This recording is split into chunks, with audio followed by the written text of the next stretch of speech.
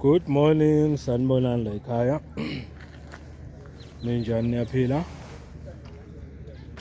Asithembe niyaphila, ubingelwa mfo Mkhonza. Namhlanje wawu-2 November 2025.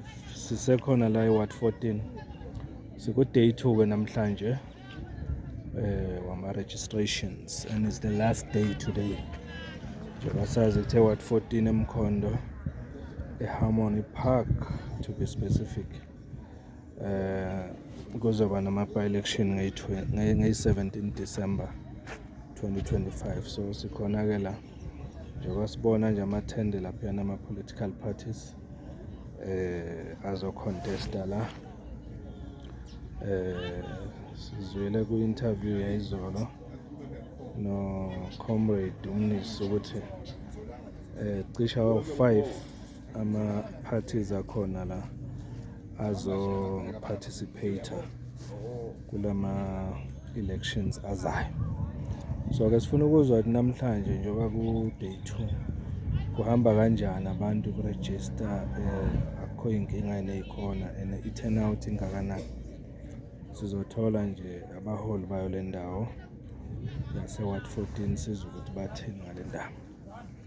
Ya mhlampe masinenhlanhla sizothola no-national organizer we-MK Party, uComrade uNjabulo Mthabela la eMpumalanga, njengoba sazi ukuthi ku-detachment yaseMpumalanga suka khona la eMkhondo naye eWard 11. Engicabanga ukuthi ukhona naye namhlanje la.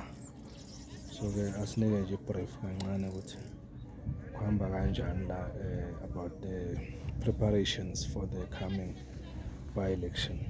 Mhlampe masinenhlanhla ukuthi sithole no-elections manager, ubaba uNkosi wakhona la eMkhondo, election manager wala eMkhondo, naye ozokhona ukuthi asinike information ukuthi kuhamba kanjani into ze-IEC in preparation, kuhamba kanjani ngama-registration and everything. So ngicabanga ukuthi la ama-interviews esizowa-targetha namhlanje.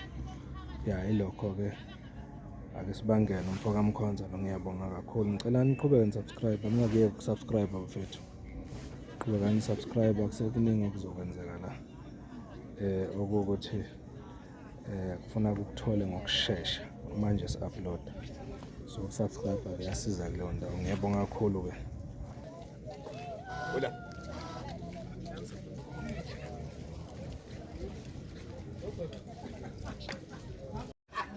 Mtheni yaphila kodwa ama-MK.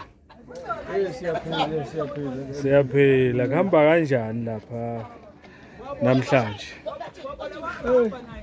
Sikhona sigadile lapha, abantu siyababona bayendlula, siyathemba ukuthi kuhamba kahle lephakathi. Kodwa abaningi babonakala baregistered.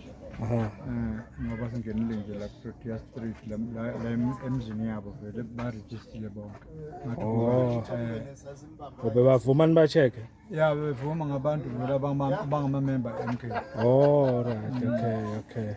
Ngisho ukuthi bambalwa kahle kahle abezayo ngapha besikolweni bazoregister noma sebey'check-a kumafoni. Amafoni abo.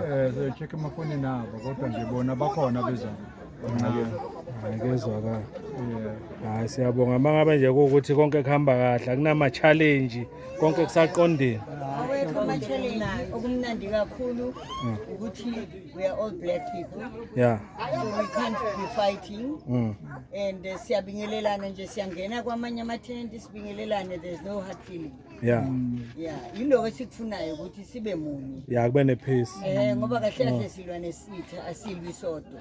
Kodwa ngeke ngezwa lapha engathi khona ukukhalakhala nge-distance. Kwabanye egate-ini angazi nizwile. Ukuthi sisekudeni. No, ngizwe ngathi khona abakhala nge-distance ukuthi i-ANC isondele kakhulu. Sikhalile ngaleyo distance, basondele kakhulu. But it doesn't really make any difference ngoba umuntu uyazi ukuthi kufanele avotele. Kahle kahle kuyenzeka naloko. Yeah. Ukuthi ama-values akho, what do you believe in? Yeah. Yiko okubuye kube right ngoba kufanele ucabange ukuthi kahle kahle izwe liya. Yeah.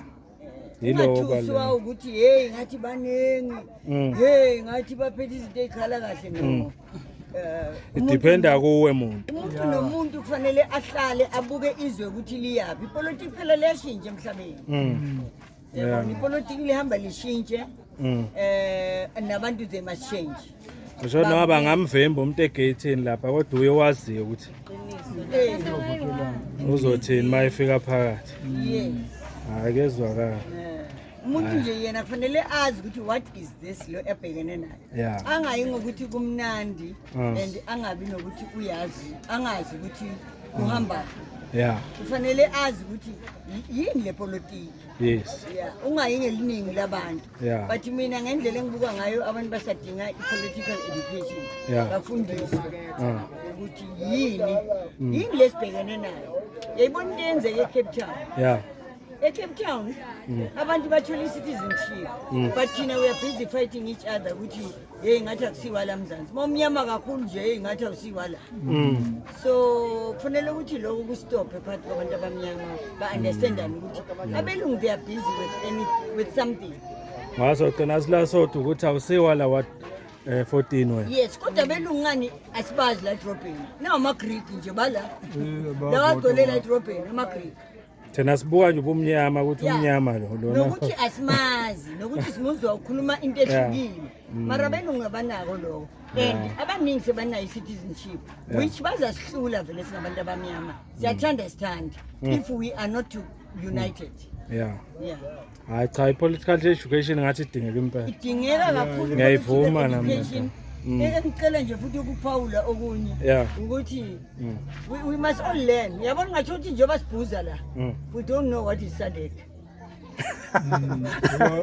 we don't know what is SADC mangabuza nje umunye interview umunye uthi Sadaki. what do you know about SADC Yeah. angeke azakutshela and akazi ukuthi yibaphi abantu abamnyama abafola ngaphansi kwethu yibaphi abafola phansi kwabanye njengama-Ethiopia bafoli bona kithi but Zimbabweans Nigerians they fall under us so abantu abamnyama kusafanele bafundiswe naloko ukuthi ba-understand ukuthi le politiki yini you can't hate umuntu wangakini ofola ngaphansi kwakho Yeah.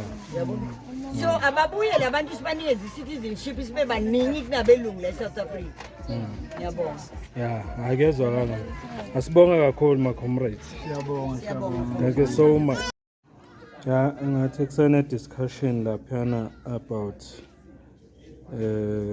ama issues athile okuregister njengoba kunabantu okukholakala ukuthi they are being passed noma basuswa kwezinye indawo bazoregister la okungebona bale ward lase 14 so ke kusalungiswa lezo zinto lezo njengamanje sizozwa ukuthi i-outcome ibayini after all siyabonga.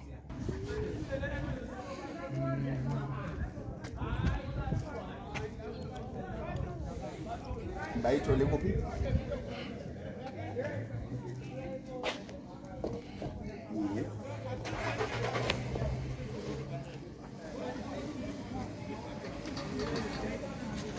Yes. Bakuthole kuphi nendaba? Ayizwe yizo. Comrade kunjani? Siyaphila. Siyaphila sibone ngathi laphana kunomsinjwanyana njengoba nihlangene kwenzakalani mhlawumbe awusibrief nje kancane. Besifuna ukuzama ukuthola i-clarity from the IEC officials. Yeah. On basis of laba abenza ama-relocations. Okay. Remember we were alerted ukuthi the only way abangawina ngayo is to pass in people. Yeah. So masicheck ama-stats sibona ama-relocations ngathi ayanda. So we were trying to derive a mechanism. Yeah. So to ukuthi how do we exactly identify ukuthi loyo muntu othi uzobhalisa la sohlala la ukhuluma iqiniso na. So ileyo issue besikhuluma ngayo, so we've all agreed ukuthi we will refer the matter to the PLC, to all the MPLC members bazokwazi ukuthi basikhiphele i-report nama-address alabo bantu and verify it before the voting day.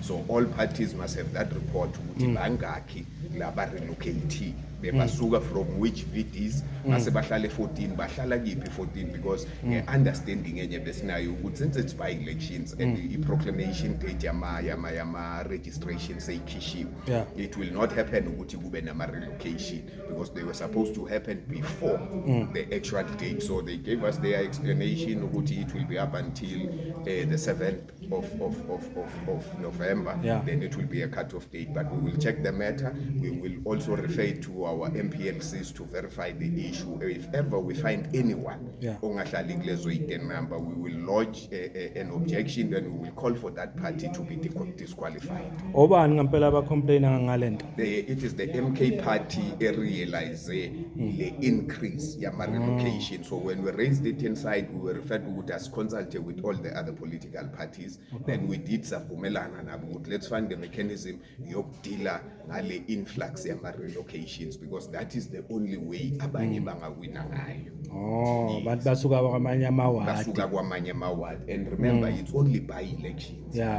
We are still checking the legality of that. Ukuthi kuma by elections, can you be able to relocate and vote ku VD bongavotanga kuyo? Because le cishe ibonakala nje obvious because izolibulala iward most lama results. The results, they are trying to squeeze in numbers for the results because it's one organization that deals with it. Ngicabanga ukuthi sonke siyayazi. ANC uyababona bagcwele lapha phakathi ngaphandle baningi ene ngokuningi akusiba se-Ward 14. Then ubabona ngathi bangena ema-toilet bese babuya bangena phakathi benza ama-relocation. That is where we are detecting ukuthi ngathi khona okungahambi kahle. Hayi kezwakala cha shothi ugadwe ngempela umzila. Ugadi. Siyabonga ngoba sophinde sixoxe ke. Siyabonga.